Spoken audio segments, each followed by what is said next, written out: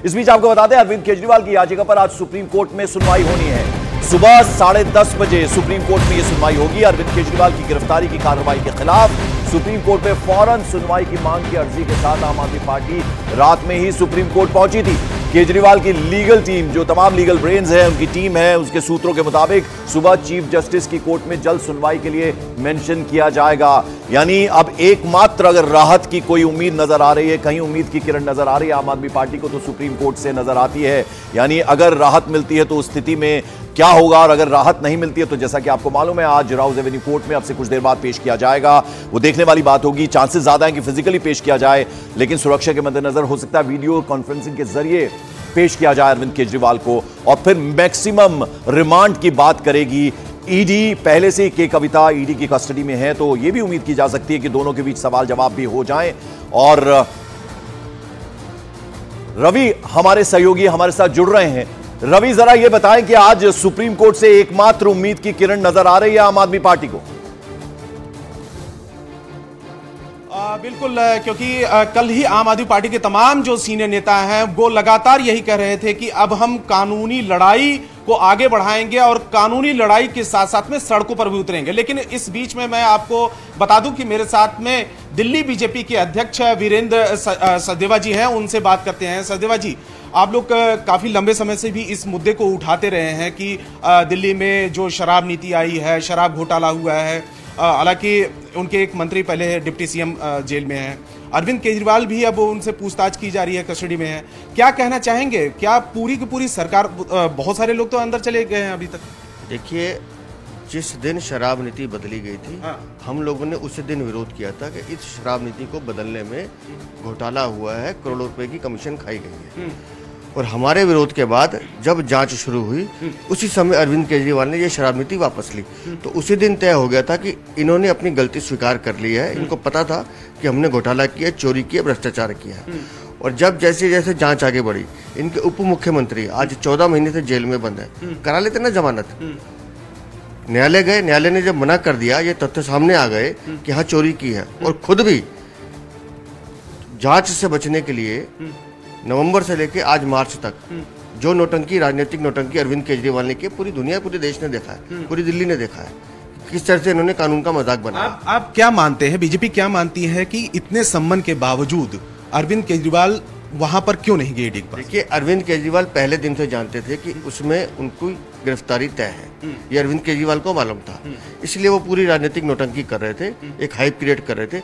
लेकिन जब कल माननीय न्यायालय ने खुद चैम्बर में बैठ के सारे दस्तावेज देख लिए और इनको आईना दिखा दिया कि जाइए, आप जाइए और जांच एजेंसी के सामने जाइए, तो स्पष्ट था कि ये होना ही है। बिल्कुल, और ये बात बीजेपी लगातार कह रही है। 9 बार समन किया गया, कल 10वां समन भेजा गया हाईकोर्ट। पहले क्यों नहीं गए अरविंद केजरीवाल, अगर सब कुछ उनकी तरफ से ठीक था? इसको लेकर बीजेपी लगातार हमलावर है, सवाल उठा रही है। इस बीच बड़ी खबर मॉर्निंग प्राइम में दिल्ली से, वो ये कि आईटीओ मेट्रो स्टेशन को बंद कर दिया गया है। सुबह 10 बजे से शाम 6 बजे तक आईटीओ मेट्रो स्टेशन जो है उसे क्लोज रखा जाएगा, बंद रखा जाएगा।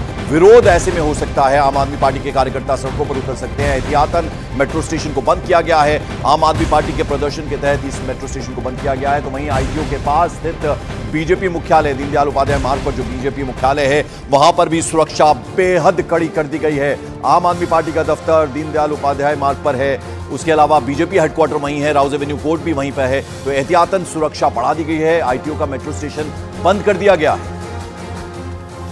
जावेद हमारे साथ, हमारे सहयोगी हैं, आम आदमी पार्टी के दफ्तर से लगातार हमें पल पल की जानकारी दे रहे हैं। अभी बहुत सुबह है, जैसे जैसे दफ्तर जाने वालों का सिलसिला शुरू होगा तो कहीं ना कहीं दिक्कत आ सकती है। आम आदमी पार्टी के कार्यकर्ता प्रदर्शन कर सकते हैं, लेकिन उससे निपटने की जावेद पूरी तैयारी कर ली गई है। बिल्कुल पंकज, मैं आपको तस्वीरों के माध्यम से दिखाना चाहता हूं किस तरीके से दिल्ली पुलिस यहां पर अपने जवानों की ब्रीफिंग कर रही है। आरएएफ की टुकड़ी तैनात है, उनको बताया जा रहा है कि अगर कार्यकर्ता जब यहां पर पहुंचेंगे तो किस तरीके से स्थिति संभालनी है। न सिर्फ यहां पर स्थिति संभालनी होगी, बल्कि जो कोर्ट है, यहां राउज एवेन्यू कोर्ट भी है, कोर्ट की हियरिंग के दौरान यहाँ पर किस तरीके से तैनाती रहेगी वो समझाया जा रहा है। हम दूर से तस्वीर दिखा रहे, वो हम नहीं सुनवा सकते जो वो ब्रीफ कर रहे हैं, चूंकि वो एक तरह से उनकी आंतरिक ब्रीफिंग होती है। लेकिन मैं तस्वीरों के जरिए आपको दिखाना चाहता हूं, दिल्ली पुलिस आपको एक तरफ नजर आएगी और ब्लू कलर की ड्रेस में रैपिड एक्शन फोर्स विपिन पुजारी लगातार तस्वीर दिखा रहे हैं, इस तरफ से दिखाएंगे। देखिए यहाँ पर आरएएफ की भी तैनाती है, तो पूरी तैयारी दिल्ली पुलिस की तरफ से की गई है पंकज की।